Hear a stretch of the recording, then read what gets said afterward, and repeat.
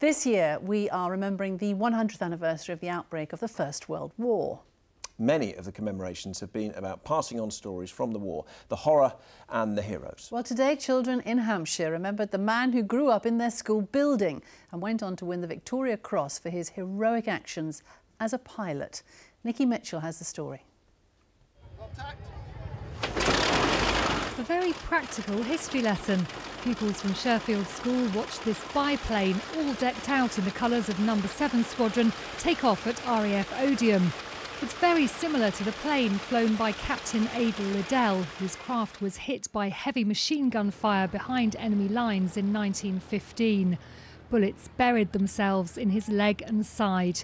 He passed out and the plane plunged towards the ground, but he regained consciousness just in time. His achievement was little short of extraordinary. The rudder not connected to the pedals, the control column shot away, and he managed to fly it back for half an hour before he landed it and saved the aircraft and his observer.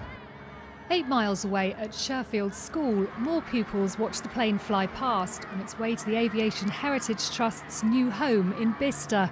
Their thoughts with Captain Liddell. He was a very brave man. I wouldn't be able to do what he did. When I saw it today, I didn't quite realise how vulnerable the people inside would be. It's given us a particular connection with the events of 100 years ago. And on the strength of that, many of them have done a lot of their own family history research. On hearing that Captain Liddell had been injured, his mother left the family home here and travelled to France to nurse him.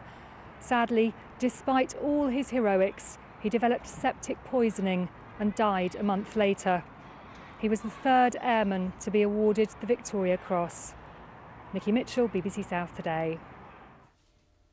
It's a wonderful story, isn't it? And it's great that children at the school there actually understand who he is and what he did, and the fact he got the Victoria Cross. Lovely.